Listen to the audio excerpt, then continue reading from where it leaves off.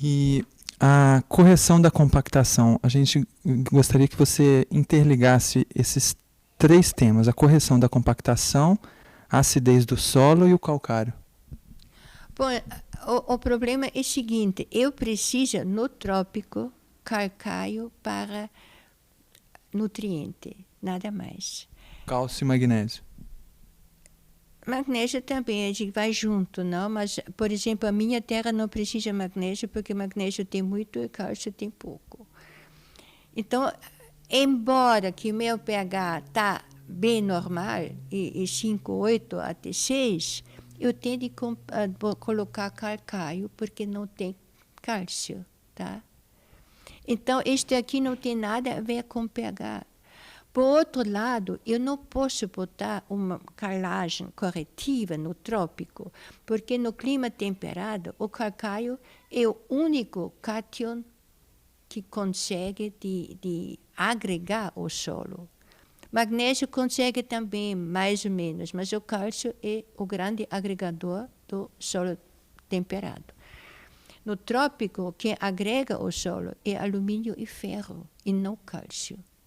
E no momento, se você está neutralizando o alumínio e o ferro, não tem mais ninguém que consegue agregar o solo tropical, porque o cálcio não consegue. Então, você está destruindo o solo tropical com calagem. E eles fizeram isso, por exemplo, lá na região de Sant'Angelo, pelo famoso projeto Tatu, que os americanos lá fizeram. Eles colocaram até 35 toneladas de calcário por hectare, e a terra está agora 40 anos mais tarde, ainda dura, eles não conseguiram ainda de recuperar esta terra. Está pouco melhor, mas quer dizer, completamente recuperada não está ainda. E sobre uma frase que você falou, sobre não existem plantas daninhas ou invasoras, mas sim indicadoras e recuperadoras. Você poderia comentar?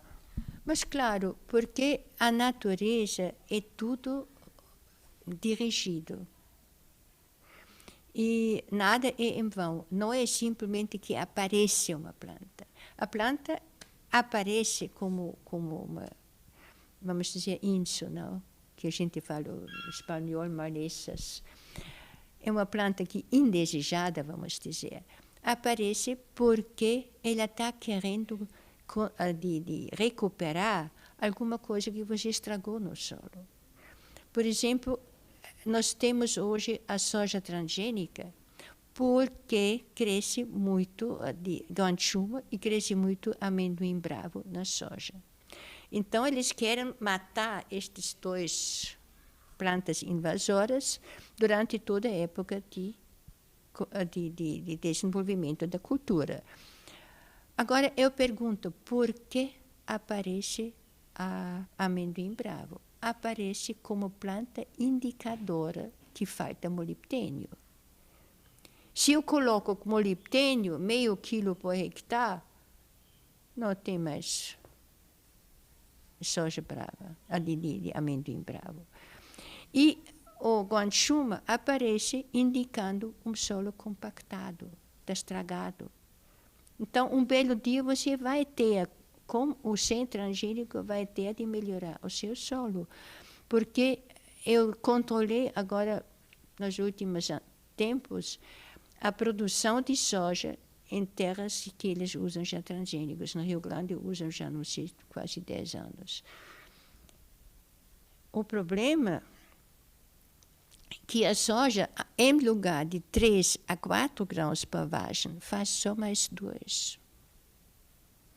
Porque sem molibdênio, também a quantidade de vagens e a quantidade de grão na vagem diminui. Tá? Então, não dá simplesmente para plantar de qualquer jeito. E eu acho que se vocês plantam soja, ou fazem antes uma recuperação boa com multidiversidade de plantas, ou vocês colocam um pouco de molibdênio, não? Porque o molibdênio ele vai precisar. E, do mesmo jeito, vocês vão ter de recuperar, se tem muito guanchumo, de qualquer maneira, vão ter de agregar este solo. Não vão poder deixar. Porque com muito guanchumo, vocês têm curva de nível que toda a vida vão arrebentar. E se eu, por exemplo, quando comecei lá em Itaí, eu fiz em 10 metros uma curva de nível, mais ou menos, basicamente 8 metros de distância. Agora eu tirei sempre 3 fora, deixei uma só para não dizer que eu estou tirando tudo fora, porque senão o agrônomo fica bravo, porque disse que dou um exemplo ruim, não. Mas não preciso mais, não tem mais erosão. Sobre o plantio da soja, você havia sugerido que nós adicionássemos ácido bórico também. 5 quilos de ácido bórico para cada 200 quilos de NPK. E também o molibdênio seria meio quilo por hectare? No máximo. Eu não sei quanto a sua terra, porque eles indicam 4 de quilo, 250 gramas até meio quilo. Então, a gente tem de ver quanto o solo precisa, não? Isso, o que indica na análise de solo a quantidade de molibdênio? Normalmente não indica nada, eles botam e depois isso pode ser verdade e pode ser que não. Não sei. É uma quantidade de molibdênio que não seria nem muito nem pouco, qual que seria a média? Bom, o que eles colocam normalmente são 250 gramas de molibdato de sódio, porque molibdato de sódio é metade molibdênio, metade outras substâncias, né? E se está faltando muito, você bota um pouco mais. Eu botei agora nos meus tomates, mas foi uma surpresa tremenda, porque os tomates ficaram com caules grossos, gordos. Eles não estavam mais, antes estavam com um caule, agora fazem 2, e a planta fica assim compacta, grande, e produz, que é uma beleza. Então, aí está o problema, que a gente tem de ver. Este aqui estava faltando. Você citou também, para a recuperação, um capim, que chama pangola. Você podia falar mais sobre ele, como é o sistema radicular dele, como ele se comporta? Pangola é um capim que depende um pouco de calcaia no solo. Isto aqui é uma dificuldade. Mas é um capim ótimo para gado leiteiro, número 1. E número 2, tem um sistema radicular violento. Eles usam também para batata. Para melhorar a terra para batatinha também usam isso, não? Porque dá uma terra bem agregada. E ele não é tipo napier invasor ou não? Não, se o cálcio deixa, ele também desaparece. E onde nós podemos encontrar sementes dele? Agora, talvez em Goiânia ainda, aqui. Não sei se tem ainda. Tem de perguntar. Tá bem. Um outro ponto. Pangola, antigamente plantaram muito para gado leiteiro, agora já, não sei. Um outro ponto que você fala no seu livro sobre adubação verde, né? Você fala que ela é decomposta dentro de 3 a 4 semanas, podendo gastar as fontes de carbono existentes no solo, empobrecendo em matéria orgânica. Você pode detalhar mais Você pode detalhar um pouco mais isso que você falou, que ela pode gastar as fontes de carbono existentes no solo, a adubação verde? Eu não entendi o que estava falando. Okay.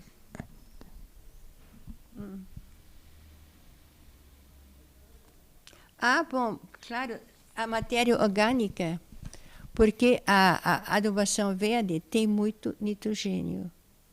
Uma proporção muito estreita, porque normalmente antes da floração é bastante elevado. Então, se tem outra matéria orgânica no solo, que a gente fala carbono porque é carbono, não matéria orgânica. E a análise que a gente faz é de carbono. Mas esta outra, naturalmente, agora com mais nitrogênio, decompõe também. Então a sugestão seria incorporar adubação verde quando ela já tivesse completado o ciclo? Não pode, Porque aí você tem depois uma mescla de semente na terra que está violenta. Mas você corta e deixa primeiro na superfície e não incorpora. Incorpora só bem superficial. Poderia ser cortada na floração, mas sem incorporar. E deixa simplesmente em cima. Aí ele seca um pouco. E tem um outro trecho sobre a adubação verde que você fala: geralmente se usa uma leguminosa para adubação verde porque fixa nitrogênio e possui folhas mais ricas em nitrogênio. Sua incorporação no início da floração evita que se torne fibrosa, mas justamente a planta fibrosa é a que contém material celulósico e lignoso. Claro. Porque aí está o grande problema, porque primeiro a leguminosa é a soja. A soja está logo em seguida tudo decomposto, não? O milho, o sorgo, tudo que é um material pouco mais com uma relação carbono e nitrogênio bem mais larga, ele está muito melhor e você vai precisar sempre aqui no trópico. Estas plantas, no mínimo, vamos dizer, a terceira colheita, você tem de botar uma planta com uma palha mais dura, porque a matéria orgânica aqui de adubação verde não agrega nada. Ele é praticamente uma adubação nitrogenada. Mas, de outro lado, se você coloca palha na superfície do solo e coloca um pouco se a terra está pobre, fosfato cálcico, ele fixa de tal maneira nitrogênio. Eu fiz não sei quanto, 2.000 e tantos análises de ver o enriquecimento do solo com nitrogênio pela leguminosa e pela palha. Está no mesmo. Quer dizer, se eu coloco uma leguminosa, ela até enriquece com nitrogênio, mas ela gasta também o carbono, as coisas mais fibrosas que ainda tem no solo. Então, não é muita vantagem. A vantagem da adubação verde é a biodiversidade e a cobertura. E se nós fizermos uma adubação verde equilibrada com gramíneas e leguminosas? De tudo que você pode mistura. Eles plantam, por exemplo, aqui na Demétria, eles plantam 15 plantas diferentes, misturado. Agora, tem de ver um pouco o que vai plantar depois. Porque, por exemplo, se eu misturo nesta planta girassol, nesta mistura, não posso plantar depois cebola ou alho, porque estes dois não se gostam. E tomate também não. O tomate, por exemplo, também não gosta muito de girassol. Tá bem, Ana. Você falou que tem uma relação, uma lista de plantas indicadoras da estrutura, da condição do solo. Você tem essa lista disponível para nós? Deve ter uma aqui dentro. No livro? Deve ter. Não tudo, mas mais ou menos. Por quê? Porque cada planta cada planta indica alguma coisa. Não? Sempre. Indica e, no mesmo tempo, recupera. Por exemplo, se você tem um capim, pode ser, não? Que, por exemplo, o rabo de burro, ele indica uma camada dura em 80 centímetros de profundidade. Pouco a pouco, se a gente deixa ela crescer e se tem suficiente água, ela rompe esta camada. Agora, para romper mais rápido, planta guandu, não? Mas eu sei que aqui tem esta camada. O capim rabo de coelho mostra uma camada dura em 40 centímetros. Capim amargo mostra uma camada dura em 60 centímetros. É muito exato a planta. Por exemplo, outro dia eu fui lá no agricultor que era orgânico e disse: eu não uso esterco de gado. Disse: olha, meu filho, não me conta isso.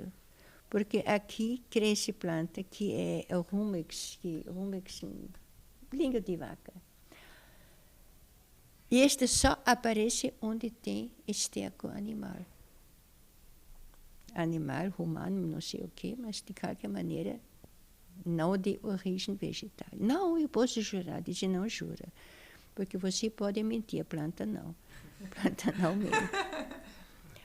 Aí, no fim, ele disse, sabe, agora me lembro, comprei 2 caminhões de composto do meu cunhado e ele faz de cama de frango. Mas são estas coisas, não? A planta indica tudo. Se você vai no campo, você tem toda a história do campo nas plantas que aparecem. Tem uma ideia que nós estamos construindo, montando um formulário que para nós anotarmos tudo que cada solo indica separadamente. Cada área de plantio esse ano vai ser acompanhada. Isso apareceu esta planta. Por quê? Então vamos pesquisar por que apareceu, não? E cada um tem a sua razão. Um indica deficiência de cálcio. Por exemplo, para mim apareceu de repente este carrapicho de caneiro, numa parte do campo onde plantei milho. Tudo, isto vai ser difícil, porque tem tanta semente, nunca vai tirar mais. Não, eu vou botar uma calagem, porque ela indica deficiência de cálcio. Quando eu botei um pouco de cal, sumiu. Não tinha mais razão de aparecer. Então é importante mesmo a gente acompanhar cada terreno como se fosse um indivíduo. Claro, porque cada terreno é um ecossistema diferente normalmente. A inclinação, a exposição para o sol, de tudo, não? Os próprios solos, e tudo é um pouco diferente. Da vez que a senhora esteve lá em Figueira, a senhora cortou um pedaço do solo, uma fatia de solo, para fazer uma avaliação do solo. Qual a leitura que a gente poderia fazer desse solo? O que a gente poderia estar vendo nesse corte que a gente faz do solo? O que a gente poderia estar aprendendo aí? Primeiro, a gente vê a parte enraizada. Se a raiz só na superfície, em grande quantidade, mais apaixonada, também tudo. Depois, a senhora vê, sempre ele racha em diversos lugares. Então, a gente também vai ver, por exemplo, a lavração, onde foi lavrado. Muitas vezes a pessoa me diz, nós lavramos em 30 centímetros. Diz, não, senhor, lavraram em 7. Não é possível, porque eu mesmo que calibrei a máquina. Diz, não foi. A máquina pode ser calibrada, mas não passou para lá. Aí, no fim, perguntamos o tratorista, disse, não, a terra era tão dura que não penetrou mesmo. Ficou em 7 centímetros. Esses 35 que o gerente achava que era só um desejo, mas não uma realidade, não? Então, você vê, a gente vê a profundidade do trabalho de arado e do grade. A rotativa é mais complicado porque arado e grade depositam toda a parte superficial na sola de trabalho. Então, é matéria orgânica, cinza, tudo isso aparece lá. Agora, na rotativa, ela mistura com toda a terra e é só a camada onde ela desliza. Normalmente, a sola de trabalho está mais grossa do que no arado e numa grade. Mas ela não deposita nada. Depois, a gente pode ver o que foi usado.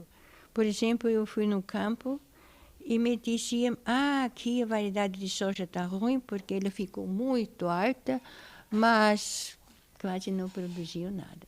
Bom, primeiro, soja muito alta já nunca produz, porque é muito sombra demais para as flores. Boa tarde. Desculpa aqui. E o segundo, vocês podem ver a matéria orgânica aqui no solo que forma vamos dizer, fora disso, a profundidade da adubação, a matéria orgânica que foi... a gente pode ver se foi queimado ou não, pela cinza que foi dentro do solo. Eu posso ver muita coisa. Se tem água estagnada. Então, por exemplo, eu fui lá em Viçosa e eles me disseram, este pomar aqui vamos ter de arrancar porque as laranjeiras não querem mais. Então, eu abri a terra e a terra estava toda mosqueada. Bom, e este indica que, de vez em quando, estagna a água. Eu disse, vocês vão ter de fazer uma drenagem aqui. Não, aqui não é, não sei o quê. Arrancáramos a árvore fora e verificaram justamente, e ficaram tudo em cima, bem na superfície, por causa desta água estagnada, não? Depois... Num daqueles cortes que nós fizemos no solo, que nós vimos lá em Figueira, tinha uns 30 centímetros, tinha matéria orgânica, e essa matéria orgânica estava toda envolta com fungo. O que significa? Não só com o fungo, mas, claro, porque ele sempre vai ter uma decomposição anaeróbia. E o fungo normalmente cresce na superfície porque ele é aeróbico, mas ele manda os rifos até embaixo. Então, pode fazer isso. E o mais importante é que ele começa a ter uma decomposição anaeróbica, produz gases tóxicos e lá em cima as raízes ficam depois todas superficiais, não? Por causa desta matéria orgânica enterrada. Então, tudo isso eu consigo ver quando abre o solo que foi feito. Mas a raiz, o cheiro da raiz, vocês também têm, se arranca a raiz e cheira já. Às vezes ele cheira de tipo de pântano e às vezes cheira de ovo podre. Então, de qualquer maneira, tem matéria orgânica enterrada por aí. Uma planta que surgiu assim espontânea, nós já havíamos plantado ela em anos anteriores. Então ela ressemeou, mas ficou um campo totalmente coberto com nabo forrageiro no inverno. Se tem nabo forrageiro, falta manganês e falta boro, violentamente. Ele... Acho que o CPH subiu um pouco demais, não? E ele serve como cobertura vegetal para o inverno? Serve, mas quer dizer assim, ele está espontâneo. E Rafa nisto, porque falta. Se é simplesmente rabo forrageiro, tudo bem. Mas, neste caso, eu iria misturar com aveia, com outras plantas que ainda conseguem crescer no inverno, não? Numa das áreas lá, nós plantamos uma vez, foi o feijão azuki. E praticamente o feijão assim, não saiu de 10 centímetros do chão, mas cresceu a hortelã do campo, que nós chamamos o Iptis suaveolens, aquele que tem dá 1 metro, 1,5 metro de altura, umas folhas bem aromáticas, nós chamamos de hortelã do campo. O nome científico é Iptis suaveolens. O que conhece? É muito comum nas nossas terras de aparecer essa planta. Isso é indicadora do quê? Não conhece a planta? Suzuki conhece a planta, né? Um feijãozinho assim que eles usam para fazer... Isso, mas assim, o que significa a presença dessa hortelã do campo? Ela geralmente dá no final do verão, ou seja, no verão tardio, e no início assim, do outono, essa hortelã do campo, bem típica de Cerrado. Mas eu acho que tem de descobrir o porquê, não? Porque eu não conheço nem a planta, nem sei.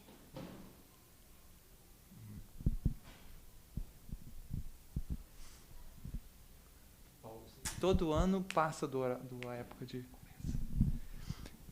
Esse nabo forrageiro, e nesse local específico, ele sempre, todo ano, aparece porque normalmente passa da época de colheita das sementes e a semente cai. E aí ele ressemeia sozinho.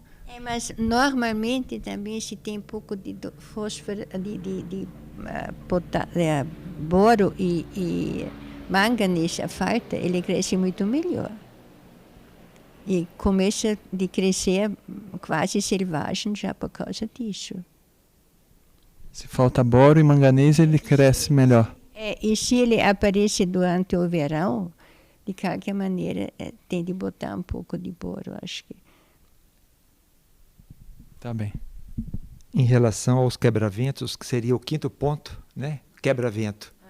Diz que seria o quinto ponto importante para manter a regeneração do solo. Então, lá nós temos patamares extensos que nós vamos fazer quebra-ventos ao longo das curvas de nível. Houve uma sugestão de se fazer quebra-vento transversalmente ao patamar. Isso existe alguma benefício? Tem de ser na direção do vento, não adianta na curva do nível, não. Se o vento está acompanhando, tudo bem. Se o vento não está acompanhando, vocês estão com quebra-vento funilando o vento, fica pior. Então, antes de tudo, precisa se observar a... E o vento é fácil de ver se tem, por exemplo, uma palmeira, todas as árvores quase. No lado de onde vem o vento, eles normalmente têm menos galhos que no lado oposto, não? E estão sempre mais virados para lá, para o lado da direção do vento. Porque o vento que prejudica é o vento, uma brisa de 3, 4 metros por segundo. É bem devagarzinho, não? E, por exemplo, outro dia uma pessoa me dizia, mas eu não vejo folhas se mexendo. Não é tanto. É bem mais fraco. Mas ele leva umidade, não? E aí está o grande problema, que este tipo de vento, a planta não fecha as estômatas. Fica tudo aberto e vai perdendo água o tempo todo. E o vento, se não tivesse vento, o ar iria-se pouco a pouco de saturar com vapor de água. E aí a planta não poderia mais soltar. Agora, se tem vento, ele leva e funciona praticamente como uma bomba. A raiz leva a água para cima, a folha evapora e o vento leva. Então, aí ele seca o solo até onde vai a raiz. Em relação à adubação verde, em relação a essa adubação de regeneração, adubação não, essa plantio de adubação verde, a gente deve lançar as sementes assim, a lanço ou plantar com a plantadeira as sementes para adubação verde, esse coquetel? Bom, eu acho melhor a lanço. Só que tem que passar a grade depois? Depois uma grade pequena só para misturar um pouco. Melhor assim. Porque se planta em linhas, não vai ficar muito bom.